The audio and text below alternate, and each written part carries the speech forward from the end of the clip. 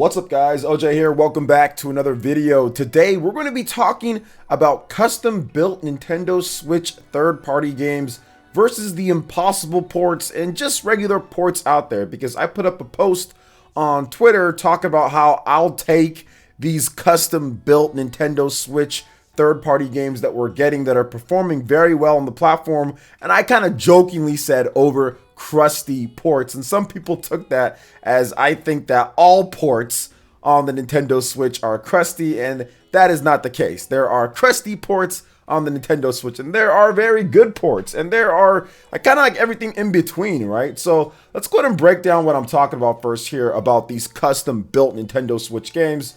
As many of you guys know, Monster Hunter Rise just came out on the Nintendo Switch, and many are saying that this is probably the best looking third-party game on the platform. And after playing it for 11 plus hours at this point, I have to agree. This is made on the RE engine. It's the first major game, big budget game on the Nintendo Switch with the RE engine, and it looks absolutely phenomenal. The frame rate holds up, the online holds up. You can have up to 4 players, and with a bunch of doggos on screen, your palamutes and people doing all sorts of attacks and monsters all on the same screen fighting against each other, even up to 3 of them there, and all the worlds just kind of just there, and it doesn't miss a beat. It doesn't frame rate skip and doesn't do all these other things that we've seen from other games. And it kind of begs the question, are some of these other games kind of holding back or not necessarily trying as much as they could because it's the Nintendo Switch, because it's not a platform that has the type of power of the PlayStation and Xbox to where it's easier, or whatever the case is? Are third-party developers not giving us those custom-built games that they should have been giving us based on how the Switch has been selling? And I think there's a little bit of all of that mixed in there. I think it's a little bit of course, Nintendo Switch is not like the other systems, but it's also a little bit of developers, publishers more like it saying, oh, well, we're not going to invest that time and effort. And then it's also a little bit of kind of everything else in between, you know? So we're looking at Monster Hunter Rise, and it's clear that a lot of other third-party developers haven't put that type of time and effort into making their games run great and look great on the platform. I mean, we even have stuff like Dragon Quest XI-S. I think, you know, that was a game that was built for the Nintendo Switch. Even though it was on the PlayStation 4, it's actually not a port of the PS4 version. They just built it again with Unreal Engine 4 within the Nintendo Switch. So that game performs and looks very good too. You have stuff like Bravely Default 2, which is built within Unreal Engine 4, and on the Nintendo Switch, that game performs and looks great as well. You know, there's a lot of little detail and things like that for more of a smaller budget game.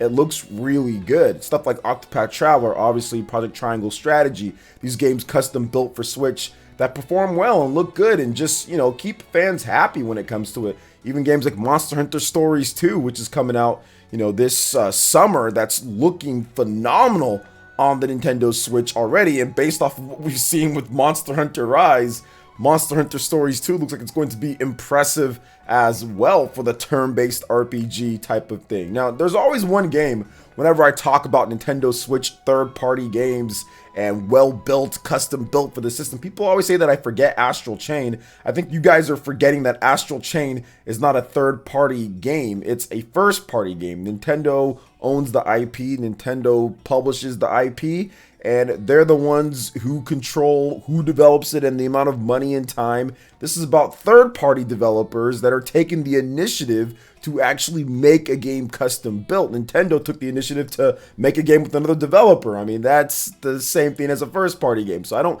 count that as like Monster Hunter Rise and Bravely Default and Dragon Quest XI-S and all of that. Now, the big thing here is all of these type of games compared to some of these impossible ports that we've gotten over the years from like Bethesda and stuff like that, right? We have Doom, Doom Eternal, Wolfenstein, The Witcher 3, The Outer Worlds. I mean, there's some great games, right? They're really good. But when I look at the lineups and I say like, yo, what am I more excited about? What gets me more excited? A game that runs and looks better and all that, that's already kind of built for another platform, then they're downsizing it and you kind of see Digital Foundry just like rip it apart, and it's just like, does that get you too excited? I guess for some, The Witcher 3 is really good. Doom Eternal is really good. And don't get me wrong, these are impossible ports. They're fantastic. They play great for the hardware that it's on, but I just get way more excited about these custom built games. Like Monster Hunter Rise is just far more exciting as a new game and a game built for the system than playing Doom Eternal, where, like, you know, you can just kind of play it somewhere else and everything, and it comes to the Switch as an afterthought more so than anything. I personally, if it was up to me, obviously if I could have everything the way that I want it, it would have been really cool if they said, hey, you know what, no Doom Eternal, let's make Doom Rising or something like that, some type of Doom game built for the Switch, and let's release it on the platform instead of just saying it's the same thing, then we just get it late, right? Because like the first Doom, obviously Switch wasn't out when the first one came out. Then Doom Eternal, they had to delay because they were having issues with getting it ported over with Panic Button. Would have just been dope if it was just a brand new Doom game built for the Switch. That would have got me way more excited. Same thing with Wolfenstein and all that. Like, I've played all these games and they're fun and they're great and it works for what it is, but I just get far more excited about these custom built games because it just seems like they run, look, and just are better, you know, when they're built this way. And I get it. Sometimes, you know, developers don't want to spend that type of money, and I completely understand. They already have a game that's on PlayStation, Xbox. Game development is expensive, but it's hard for me to get excited or more excited for these games over what we're getting now at this point, because we're starting to get them like back to back to back. All right, kind of started a little bit with Dragon Quest 11S. I mean, there were some other games. Mario plus Rabbids was one of those games that we got, was kind of custom built for the Switch. You know, in that first few months of the launch, first half year of the launch, we got that game, and it kind of steamrolled a little bit more with some other games. Octopath Traveler was the following year. There's been some other standout third-party games. We've had some general ports, Ys 8, Lacrimosa of Dana, Trails of Cold Steel games, other Japanese titles. But now it's starting to pile on with these games that kind of have Switch in mind, right? Like a Dragon Quest, like a Monster Hunter Rise, Bravely Default 2, like Project Triangle Strategy, Monster Hunter Stories 2. So it's starting to kind of pile up as we get into the 4th year and going into the 5th year of the Switch. And of course, all of the rumors of the next Nintendo Switch Revision, Switch Pro, so this can even get better with some of these other games. But I'm hoping that with the success of Monster Hunter Rise and the success of Bravely Default and Dragon Quest and Octopath Traveler, more developers can say, okay, we're going to start building our games custom built for the Switch. It doesn't have to be just PlayStation 5 or Xbox port or whatever the case is, right? It doesn't have to be that. It's like you can spend that time and effort and money and make a game built for the Switch, and then you can even port those over to the other systems if you want to afterwards, right? I mean, we've seen that before. We saw Octopath and stuff like that come over to other platforms, so you can even do that, you know, and it makes sense that way too. So for me, I would like to see developers kind of take that chance. I would like to see them kind of put a little bit more into it.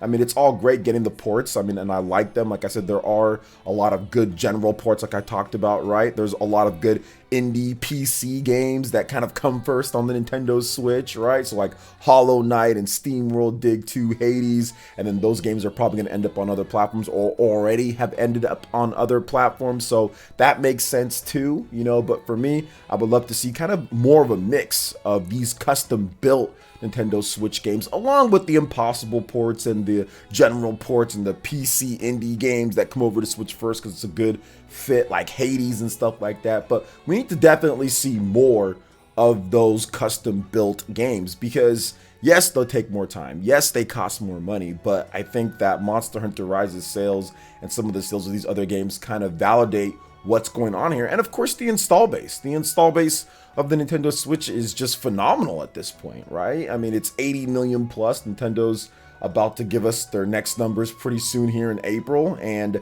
it's going to be pretty big. It's going to be a pretty big number that they're going to be showing off here. So I'm looking forward to that, and I'm looking forward to seeing what other third-party developers have. I mean, we have some good stuff set for this year. There should be some surprises. I know there's some other games like The World Ends With You that's coming, Neo The World Ends With You. So I think that's going to be a solid Nintendo Switch kind of general port from what they're doing on PlayStation and everything like that. I think that there's going to be some other titles that are going to be announced that should be fun to watch.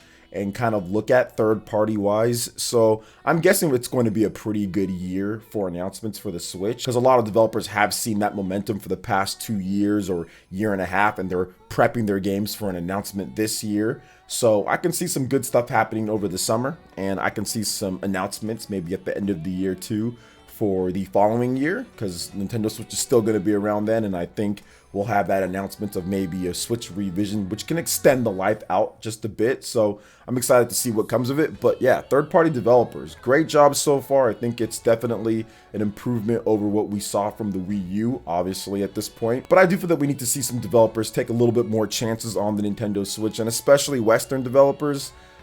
Definitely the ports are great, but let's see a bit more custom built games. Let's see a bit more to where you actually give a little bit more trust to Nintendo Switch and the fan base to pick it up, just because these impossible ports are great, but once again, sometimes can be a little crusty around the edges and stuff like that. But you know, it is what it is there. So what are your thoughts on this, guys, when it comes to the custom-built Nintendo Switch third-party games versus the impossible ports, the general ones? What are your feelings on this? Do you feel that they need to do a bit more? Do you feel that third-party developers haven't necessarily given their best foot forward on the Switch so far? You feel it's just right? Let me know in the comment section below. All right, guys, that wraps it up for this video here. Check out the links in the description. We've got Twitter. Go and give us a follow on there. Stay up to date on all the latest gaming news and information.